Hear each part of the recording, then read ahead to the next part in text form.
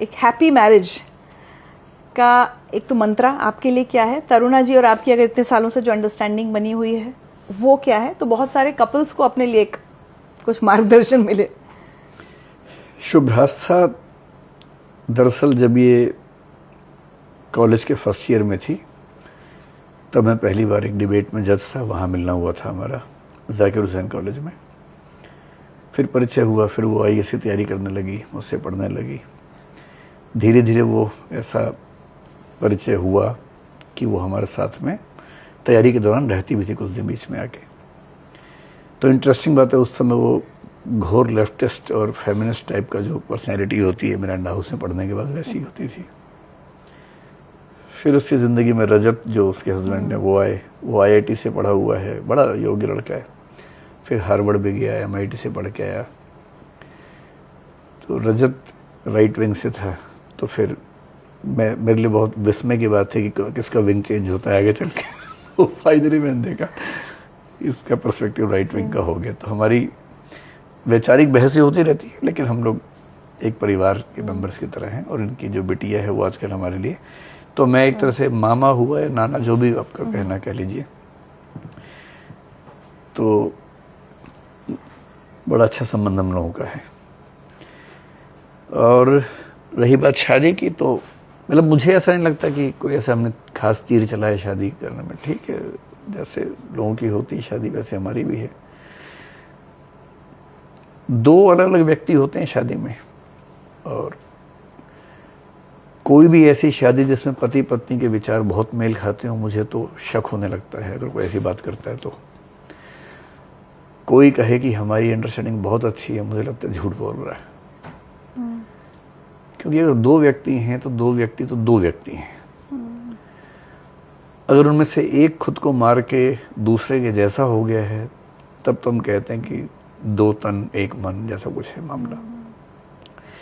आधुनिक समय में जैसे जैसे पति पत्नी दोनों की पर्सनैलिटी होती है, पहले तो क्या था कि पत्नी की जिम्मेदारी है कि पति के ढंग में ढाल लेना है और उसकी परछाई बन के जीना है।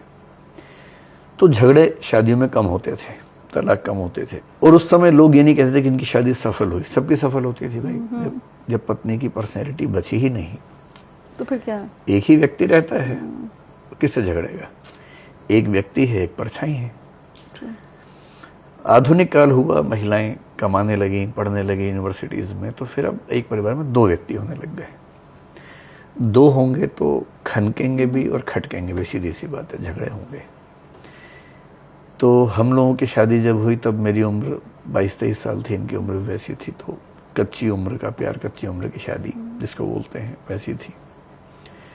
विचार तब तो बने ही नहीं थे, टकराएंगे क्या, बनने शुरू हुए थे। तो हम लोगों का लंबा साथ है और गहरा परिचय है। विचारों में कुछ मामलों में नज़दीकियाँ हैं, कुछ में बहुत दूरियां हैं। लाइफस्टाइल हमारा काफ़ी अलग रहता है कई मामलों में। जैसे उनको हर वीकेंड में मन करता है कि दिल्ली के बाहर घूमने चले जाऊं, मेरा मन करता है हर वीकेंड पे घर पे रह के 2 बढ़िया किताबें पढ़ लूँ या कोई फिल्म देख लूँ। पर इन सब चीज़ों के बियॉन्ड जो है, हमारा एक बड़ा प्यारा सा बच्चा है जिसके साथ हम दोनों बहुत कनेक्टेड हैं। मेरे फादर हैं, उनकी मदर हैं, उनकी पूरी फैमिली उनसे ज़्यादा मुझे प्यार करती है। मेरे पिताजी को अगर चुनना पड़ जाए, मेरे ख्याल से वो मुझे घर से निकाल देंगे, तो उन्हीं को प्रेफर करेंगे। तो ऐसी है, रिश्ते ऐसे ही होते हैं। पर मुझे ये नहीं लगता कि हम लोग कोई बहुत ही यूनिक टाइप के लोग हैं। सामान्य जैसे पति पत्नी होते हैं वैसे हम भी हैं। कोई अगर हैप्पी मैरिज मंत्र आपको एक वर्ड में डिफाइन करना होगा तो आप क्या कहना चाहेंगे? एक वाक्य में नहीं, मेरा मानना है कि 3-4 चीज़ें अगर किसी शादी में हैं तो शानदार है। फिजिकल अट्रैक्शन तो पहली बात है ही, 2 लोगों में होना ही चाहिए। अगर उनका टेस्ट मैच कर जाता है, जैसे दोनों को फिल्म देखने का शौक है एक ही तरह की, तो कमाल हो जाएगा, वीकेंड्स बहुत बढ़िया गुजरेंगे। दोनों को घूमने का शौक है तो मज़ा ही आ जाएगा। दोनों की बैकग्राउंड कम से कम इतनी सिमिलर है कि समझ में आती है दूसरे की दुनिया। सही बात। जैसे एक ने कंप्यूटर साइंस पढ़ा, एक ने मेडिसिन पढ़ा, पर समझते हैं दूसरे की दुनिया। तो चीज़ें बड़ी अच्छी इंटरेस्टिंग हो जाएंगी। अगर स्पिरिचुअल टाइप के शौक भी दोनों के एक जैसे हो जाएं फिर तो कहना ही क्या।